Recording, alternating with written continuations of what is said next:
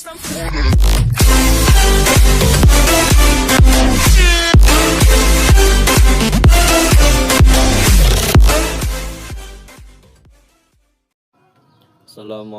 warahmatullahi wabarakatuh.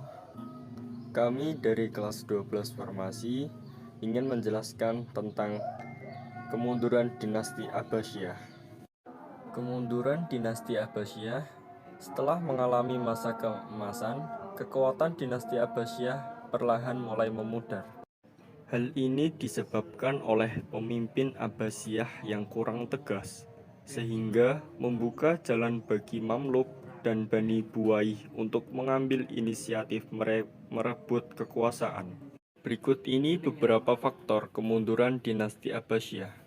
Faktor internal, persaingan antar ras, Ankara murka terhadap Bani Umayyah dan kaum Alawiyin. Kemayoran ekonomi, Khalifah amat terpenuhi oleh bi'ah agama. Adanya pengangkatan 2 orang putra mahkota. Faktor eksternal. Pertama, Perang Salbit. Perang Salbit pertama kali dicetuskan oleh Paus Urbanus II pada tahun 1095 dalam sidang Konsili Clermont.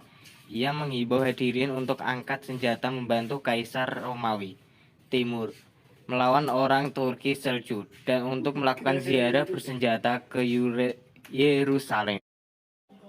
Faktor eksternal 2. Serangan bangsa Mongol.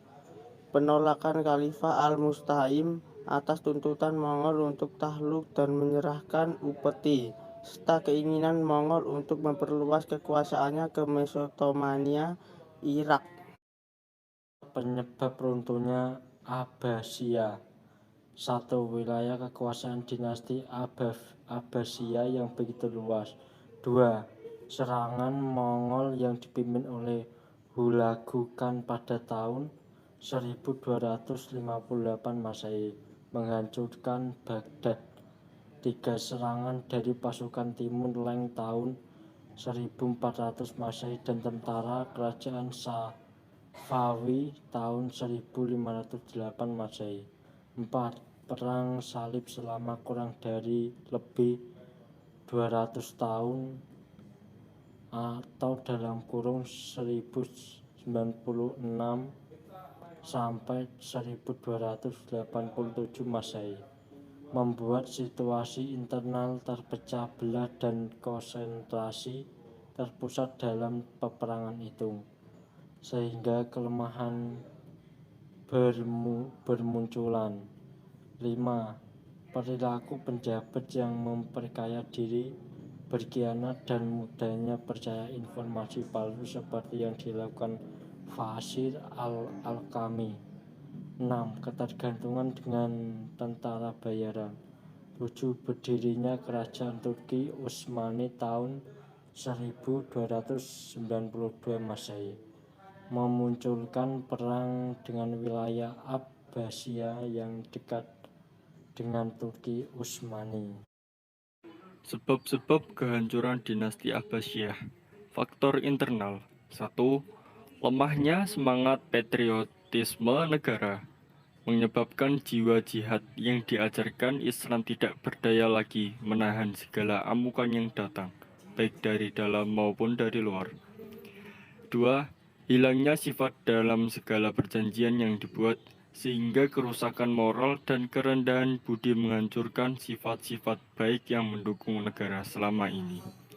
3. Tidak percaya terhadap kekuatan sendiri. Dalam mengatasi berbagai pemberontakan, Khalifah mengundang kekuatan asing. Akibatnya, kekuatan asing tersebut memanfaatkan kelemahan Khalifah. 4. Fanatik mazhab, persaingan dan perebutan yang tiada henti antara Abbasiyah dan Alawiyah menyebabkan kekuatan umat Islam menjadi lemah, bahkan hancur berkeping-keping. 5.